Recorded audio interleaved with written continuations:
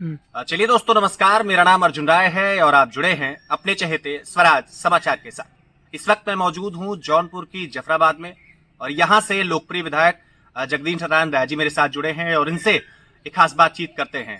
सवाल तो आज बहुत सारे हैं। मणिपुर हिंसा पर सवाल कर लिया जाए, एनडीए के साथ सुहेलदेव भारतीय समाज पार्टी के गठबंधन की बात कर ली जाए, 2024 में होने वाले लोकसभा चुनाव की बात कर ली जाए, या फिर सदन में विपक्ष जिस मणिपुर के मुद्दे पर चर्चा करना चाहता है उससे सत्ता पक्ष लगातार भाग रहा है। इन तमाम मुद्दों पर बातचीत करने के लिए मेरे साथ विधायक जी जुड़े हैं। सर, सबसे पहले एक रैपिड फायर छोटा सा गेम मैं आपसे खेलता हूं और आपसे मैं जवाब जानना चाहूंगा। चूंकि आप बहुत लंबे समय से राजनीति करते चले आ रहे हैं, न सिर्फ उत्तर प्रदेश में बल्कि हिंदुस्तान में आपकी एक अपनी राजनीति में अच्छी ख्याति है। आपसे जरा जानना चाहूंगा, कम से कम उत्तर प्रदेश में आज के परिवेश में आपको मैं 3 ऑप्शन देता हूं, अखिलेश यादव, ओम प्रकाश राजभर और योगी जी। इन तीनों में सबसे मुफीद नेता किसे मानते हैं? देखिए, नेता कोई व्यक्त नहीं होता। नेता का कार्य ही जो होता है, जो हित में हो, जो व्यापक प्रदेश के हित में, जनहित में हो, वही नेता होगा। तो अभी ये लोग, अखिलेश को 5 साल मिला है, योगी जी को 2 साल मिला है, और एक और नाम आपने बताया, उनको कुछ मिला ही नहीं है। तो अभी कैसे कहा जाए कि इसमें किसको क्या नंबर दिया जाएगा? अभी नंबर देने की स्थिति नहीं है। अच्छा, एक चीज आपसे और जानना चाहेंगे, चूंकि पहले ओम प्रकाश राजभर जी समाजवादी पार्टी के साथ थे, उससे पहले भारतीय जनता पार्टी के साथ हुआ करते थे। अभी आपका जरा स्पष्ट मत जानना चाहूंगा, चूंकि बहुत सारे फॉलोअर्स हैं आपके, बहुत सारे लोग जानने वाले हैं। आपकी विचारधारा को लोग समझना चाहते हैं। किस विचारधारा के आप साथ हैं? क्या एनडीए के साथ आप खुद को खड़ा मानते हैं, या फिर आप ओम प्रकाश राजभर जी के साथ हैं, या समाजवादी विचारधारा के साथ हैं? सब विचारधारा शब्द दूसरा है। विचारधाराएं अपनी स्वयं की होती हैं, और जहाँ तक हम विधायक हैं, जो संविधान की व्यवस्था है, जिस सिंबल से जो विधायक होता है, वो सिंबल जहाँ रहेगा उसी के साथ विधायक रहेगा। विचारधारा पर कोई गुलाम नहीं है किसी का। तो ठीक है, इन सारी चीजों से अलग थलग चल के जरा मणिपुर पर जरा चर्चा करते हैं। मणिपुर में मैतेई है, कुकी है, 2 बड़े समुदाय हैं। इन दोनों के बीच में आपस में जबरदस्त जन संघर्ष चल रहा है और एक बीते दिनों एक वीडियो वायरल हुआ जिसमें 2 महिलाओं को निर्वस्त्र करके वहां पर नंगी परेड कराई जा रही थी। आज के परिवेश में, लोकतंत्र में ये चीजें किसी को स्वीकार कतई नहीं है। इस पूरे के पूरे मसले को आप किस तरह देखते हैं? देखिए, मणिपुर अति संवेदनशील और भारत का बहुत महत्वपूर्ण अंग है, और वहाँ ये लंबी समय से जो हिंसा हो रही है समुदायों के बीच, ये निंदनीय है, और सरकार को हस्तक्षेप करके वो प्रभावी कार्रवाई करना चाहिए। जहाँ तक घटना की बात है, घटना के कहीं हो, घटना मणिपुर की हो चाहे कहीं की हो, ये महिलाओं के साथ जो अत्याचार हो रहे हैं, ये सभ्य समाज और भारत की संस्कृति सभ्यता के विरुद्ध है। इस पर कठोर कार्रवाई होनी चाहिए। एक चीज आपसे और जानना चाहूंगा, आपका व्यक्तिगत तौर पे 1.5 साल के आसपास का कार्यकाल बीत चुका है आपके इस विधायक के बतौर कार्यकाल के रूप में। अब तक आपने इस क्षेत्र की जनता को क्या दिया है? अब तक आपने किया क्या है इस क्षेत्र के लिए? लिस्ट तो आप जाकर डीआरडीए में खोज के निकाल लीजिए क्या क्या किए हैं। जितना संभव हुआ है, ज़्यादातर इसमें लाइटें लगी हैं, ट्रांसफार्मर जहाँ जरूरी है लगाए गए हैं, रोड भी बन रहे हैं, और कोई ऐसा जो गाइडलाइन अब नई आ गई है, उसको देखते हैं, उसमें जो और काम होगा करेंगे। एक चीज विधायक जी, गांव के लोग बहुत परेशान हैं। जफराबाद प्रॉपरली आम जनता के अगर सवाल कर ले, ये जल जीवन मिशन के अंतर्गत जो सड़कें खोद करके छोड़ दी गई, बहुतेरे ऐसे गांव हैं सड़कें खोद करके छोड़ दी गई। विश्वास दिलाया गया ठेकेदारों की तरफ से कि जैसे अंडरग्राउंड तार का काम हो जाएगा, सड़कों को ठीक कर दिया जाएगा।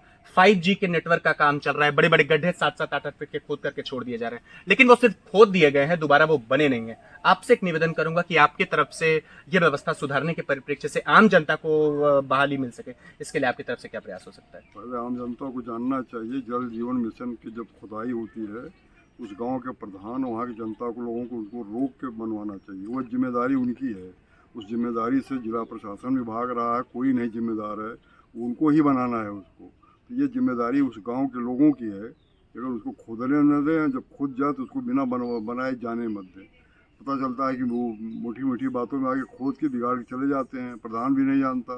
तो अगर नहीं बना रहे हैं तो उनको डिस्ट्रिक्ट मजिस्ट्रेट, डीएम साहब के इन सब बातों को रखना चाहिए। ये पूरे भारत का मिशन है और उन्हीं को ठीक करना है, इसमें कोई और कुछ नहीं कर पाएगा।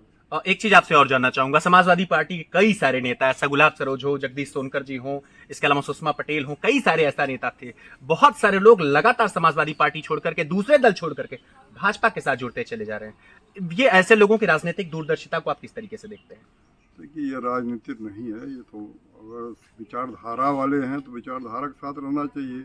मजबूरी उनकी थी ना, कोई विधायक, पूर्व विधायक हैं, लोग गए हैं तो कुछ फायदा के लिए गए होंगे, समाज के लिए देना चाहते होंगे, कुछ और देना चाहते होंगे, भाई उनके मन में जो बात हो। ये दो सवाल आपसे बिल्कुल अंत में और जानना चाहेंगे। सदन में मणिपुर को लेकर के बड़ी चर्चा चल रही है, लेकिन विपक्ष लगातार, इंडिया जो नया विपक्ष बना है, जो एक नया गठबंधन बना है, एक नया गठबंधन दल बना है, वो लगातार चर्चा करना चाहता है मणिपुर के मसले पर और दूसरे मसलों पर जो आम जनता के हितों से जुड़े हुए हैं। लेकिन विपक्ष आरोप लगा रहा है कि भाजपा जो सत्तारूढ़ दल है केंद्र का, वो चर्चा करने से भाग रहा है।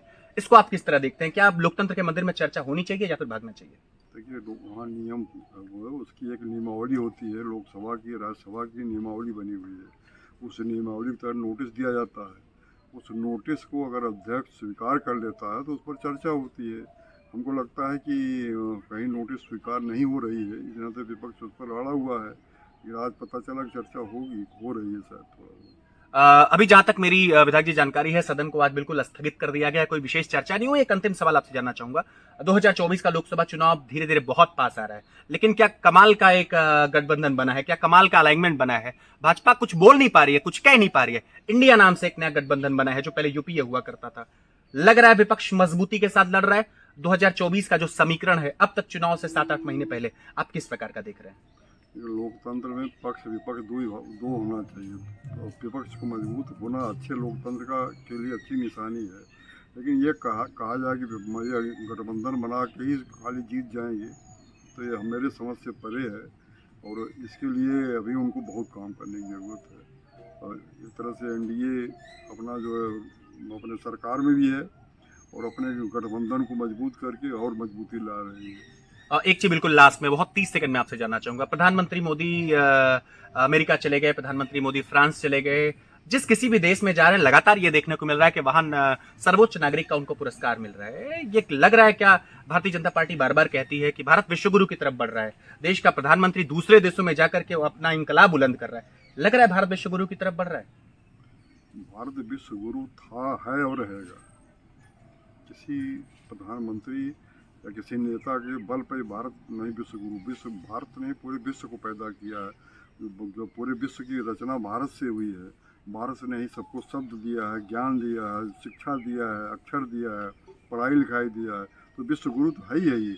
और ये लोग सरकारी जैसे माननीय प्रधानमंत्री जी जाके भारत की गरिमा को बढ़ा रहे हैं, ये स्वागत योग्य है। तो आपने देखा कि मेरे साथ एक विशेष बातचीत करने के लिए जफराबाद से विधायक जगदीश नारायण राजी थे, और इस बातचीत में आपको क्या लगता है जो विशेष है वो आप कमेंट करके मुझे जरूर बताइए। नमस्कार।